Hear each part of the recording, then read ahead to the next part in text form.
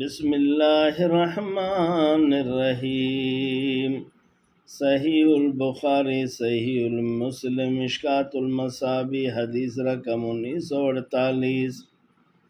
حضرت ابی ہریرہ رضی اللہ تعالیٰ عنہ سے روایت ہے کہ حضرت رسول اللہ صلی اللہ علیہ وسلم نے فرمایا: اذا انفقت امرأة من کسب زوجها من غیر امرہ، بیوی اپنے شوہر کے حکم کے بغیر، امر کے بغیر ان کی کمائی میں سے خرچ کرے، فلہا نصف اجرہ، پھر ان کے لیے آدھا اجر ہے، کیونکہ کمائی شوہر کے لیے اس کے لیے مکمل اجر ہے۔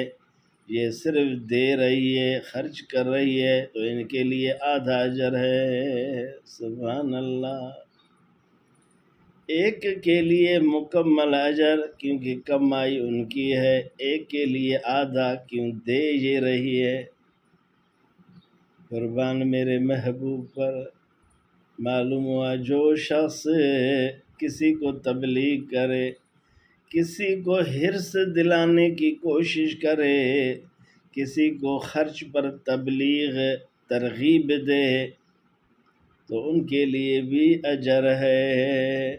لیکن یہاں پہ قابل غور بات ہے کہ حضور نے فرمایا من غیر امرہ، شوہر کے امر کے بغیر۔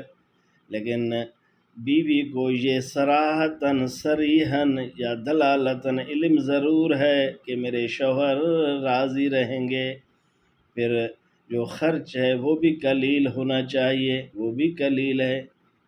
مثلا پڑوسی ایک بیوی صاحب ہیں، وہ آ رہی ہیں دروازہ پر، مجھے آٹا کی چٹکی چاہیے، مختصر چاہیے، اگر اس کو دے رہی ہے، پرانے کپڑے ہیں یا پرانے نالین ہیں، جوتیاں ہیں، ان کا دینا کوئی حرج نہیں۔ بیوی صاحب کو پتہ ہے میرے شوہر نئے خرید کر آئے ہیں، یہ پرانے کپڑے ہیں یا پرانے جوڑے چپل ہیں، تو ان کو خیرات کرنا، ان کا صدقہ دینا، یہ بھی بڑا ثواب ہے، اور بیوی کے لیے آدھا ثواب ہے۔ میری جان، میرے دوست، میرے عزیز، معلوم ہوا خیرات کرنا چاہیے، صدقہ کرنا چاہیے، لیکن یہ ضرور ہونا چاہیے کہ اس کام میں، اس بات میں میرے شوہر راضی ہیں۔ اگر شوہر منع کرے یا اجازت بالکل نہ دے تو پھر بیوی کو چاہیے کہ نہیں دے۔ لیکن شوہر اس طرح کے نہیں ہوتے، وہ کہہ دیتے ہیں کہ بیوی صاحبہ کبھی کوئی ضرورت پیش آئے، اب مختصر بھلی اللہ کے راستے میں دیا کریں، کوئی حرج نہیں۔ اور بیوی کو بھی چاہیے، اگر انہیں علم ہے کہ شوہر اس میرے کام سے راضی ہیں، تو پھر انہیں بھی خیرات کرنا چاہیے۔ تو میری جان، اللہ آپ کو خوش رکھے، اس فقیر مسکین کو اپنے دعاؤں میں یاد رکھیں۔